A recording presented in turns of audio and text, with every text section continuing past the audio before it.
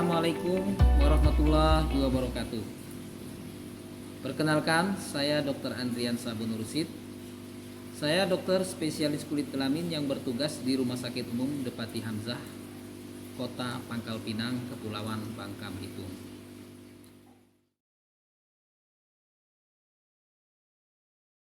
Kanker kulit adalah penyakit keganasan pada kulit yang ditandai dengan perubahan sel pada berbagai tingkatan. Bagaimana kanker kulit bisa terjadi? Kanker kulit bisa terjadi bila terjadi perubahan sel dalam jangka waktu lama yang terus-menerus, yang dimulai dengan perubahan DNA. Apa itu DNA? DNA adalah asam nukleat yang terdapat pada inti sel yang menentukan sifat dari suatu sel. Mengapa dapat terjadi perubahan DNA? Apa saja faktor yang mempengaruhi? Antara lain radiasi sinar ultraviolet dalam jangka waktu lama, faktor-faktor kimia seperti rokok, kemudian polusi pabrik, bahan-bahan berbahaya seperti arsen, juga dapat disebabkan oleh infeksi virus pada kulit, disebabkan infeksi oleh virus papiloma, yaitu salah satu virus yang ditularkan dengan cara melalui hubungan seksual. Jenis-jenis kanker kulit sendiri dibagi atas dua secara garis besar.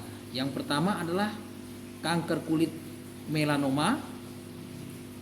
Ini termasuk kanker kulit yang berbahaya. Mengapa berbahaya? Karena kanker kulit melanoma ini dapat menyebar bukan hanya di kulit, tapi juga ke organ-organ yang lain.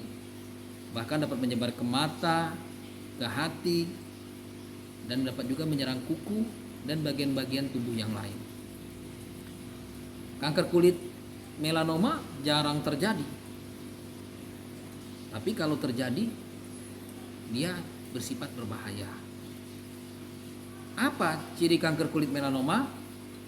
Biasanya kita temukan pada tai lalat yang baru atau tai lalat yang lama, ditandai dengan perubahan pada tai lalat tersebut, yaitu menjadi gatal atau kemerahan dan bentuknya menjadi tidak teratur. Bisa juga ditemukan bercak hitam di kuku atau ditemukan bercak hitam pada bagian putih mata. Nah, bila ditemukan tanda-tanda seperti itu, maka dianjurkan segera untuk berkonsultasi dengan dokter yang Anda kenal. Yang kemudian kedua adalah kanker kulit non melanoma. Tadi melanoma terkait dengan sel penghasil warna disebut sel melanosit, ya. Kalau kanker kulit non melanoma, dia tidak berhubungan dengan sel penghasil warna, sel melanosit. Kanker kulit non melanoma dibagi dua, yaitu kanker kulit karsinoma sel basal dan karsinoma sel squamosa. Apa bedanya? Kalau kulit itu pada lapisan atas disebut kulit ari. Kulit ari itu yang paling bawah adalah sel basal. Sel basal berbentuk kubus.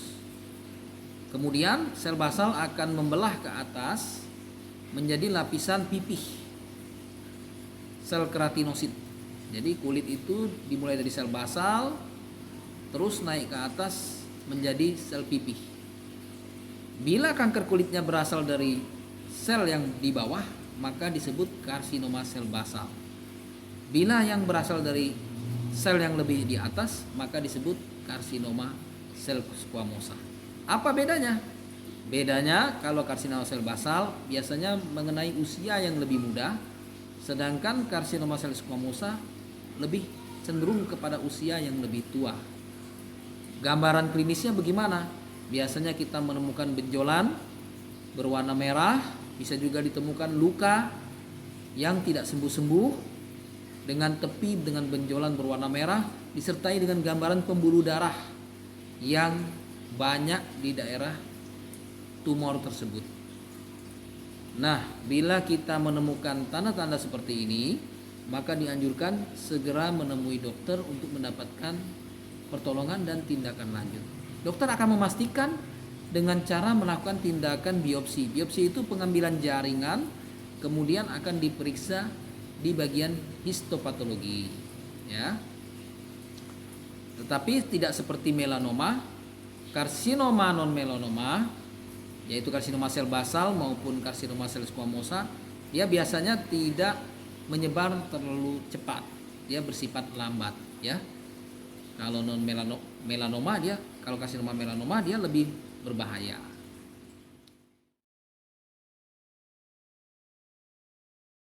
Apa sih yang harus kita lakukan untuk mencegah kanker kulit?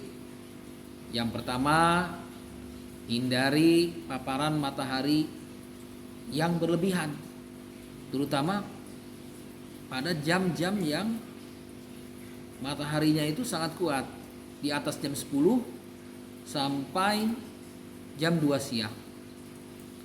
Kemudian yang kedua, hindari polusi, hindari merokok, hindari terpapar bahan-bahan kimia yang berbahaya dalam jangka waktu lama. Bila kita terpaksa bekerja di pabrik tertentu, maka gunakanlah alat pelindung diri yang sesuai dengan petunjuk yang sudah ditentukan. Kemudian bagaimana dengan kanker yang disebabkan oleh virus? Jadi kanker yang disebabkan oleh virus, cara mencegahnya adalah jangan sampai terpapar dengan virus tersebut. Kalau dia virus human papilloma, maka hindari hubungan seksual yang berisiko yang dapat menyebarkan penyakit virus.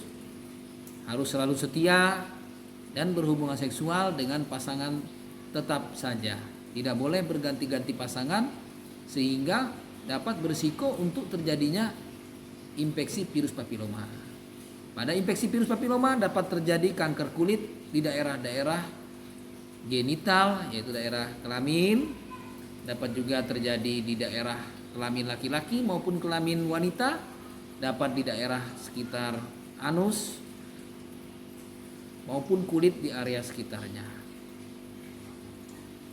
Tentu saja sangat berbahaya, jadi kita harus menghindari faktor-faktor pencetus kanker kulit ini.